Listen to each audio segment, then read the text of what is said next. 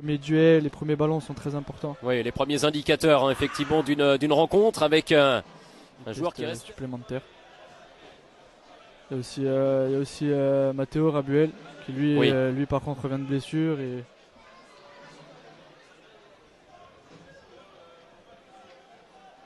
avec Herman Esmel, le numéro 26 qui décale côté droit. Avec Moussa Fati, va-t-il s'en sortir sur le flanc gauche face à Diakabi? Centre premier poteau avec un peu trop le penalty. Depuis j'ai l'impression qu'ils sont un peu dans un temps fort. Rapidement quelque chose hein, dans les sorties de balles. Ouais, il a beaucoup de qualité, je ne connaissais pas personnellement mais il joue avec des copains à moi et qui je pense peut encore continuer à monter en puissance. Herman Esmel. Ça va nous faire du bien, ça va apporter Emric et je trouve que c'est un joueur très intelligent. Premier but hein, sur les autres pelouses. On fera le point tout à l'heure avec ce déboulé à nouveau de Moussa Fati. La réception à nouveau au premier poteau. On l'a très bien dit que Arthur Zakarian pouvait être très dangereux sur son côté, il a encore démontré. Ah oui, là le danger qui après l'enlève de la main. Les scores pour l'instant, Fleury mais Rogis hein, qui mène 1-0 à Concarneau. Chez l'autre équipe bretonne après 20 minutes.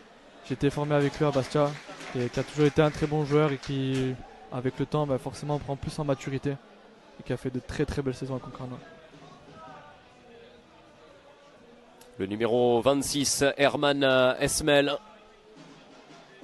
Galem. Zogba à l'intérieur avec Esmel. La déviation de Akal. Fati sur le flanc gauche. Sauf ce ballon, il centre. Il faudra être patient.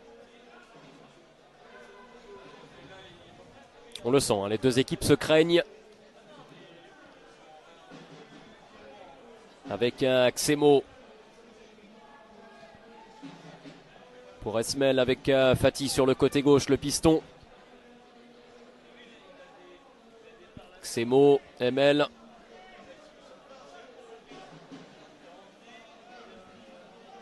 Lui qui fête sa première titularisation, on le voit beaucoup, hein, le numéro 20.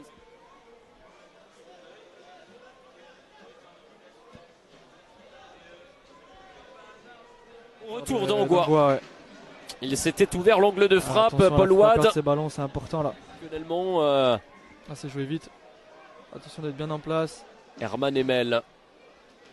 Avec ce centre, deuxième poteau, il y a du monde. Oh, c'est le petit. Pas beaucoup d'espace. Pas beaucoup de solutions. Bien ressortir, hein, effectivement, cette équipe. On le voit avec le jeu court, mais aussi avec le jeu long. Les petits 2 là, c'est très dangereux. C'est bien joué encore avec Paul Wad, le dédoublement de Fati, tête de Boudin.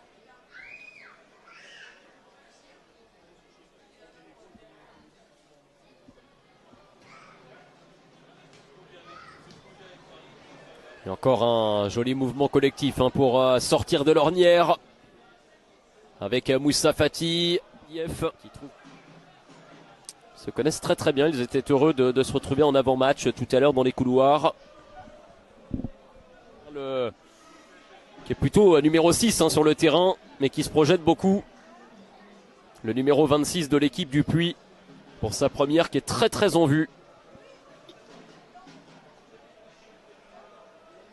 Quand même un petit peu habitué à la pluie. C'était un dernier jour d'été hein, ici en Bretagne. Ne fait pas de mal. Alors ici on est à Saint-Brieuc, hein, vraiment sur la côte nord bretonne. Mais à 1 heure au sud, il faisait encore quelques degrés supplémentaires. Hein. On avait 10 degrés de plus du côté de Rennes. De communication.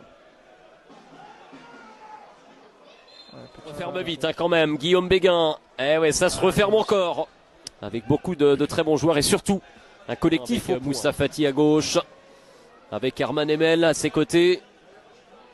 Béguin est venu monter au pressing. Les Poneaux n'ont pas l'intention de subir, hein, clairement. Là, il faut qu'on soit un peu plus méchant sur ce. Ils repartent fort avec la frappe de Herman Emel. Oh, c'est directement dans Diakabi dans la surface avec la bonne déviation de la poitrine de Gomis. Poch qui a glissé sur le ballon. C'était bien joué de là. Un peu plus d'impact. On arrive à trouver des joueurs un peu plus haut sur le terrain. Mais voilà, technique. Notamment sur le plan offensif. Hein. Avec 3 cartes. Et de perdre le ballon. De perdre le ballon, mais.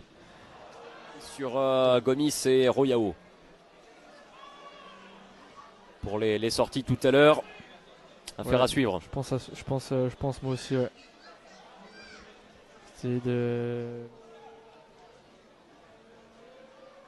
En tout cas, véritable force de réaction hein, du côté Pono.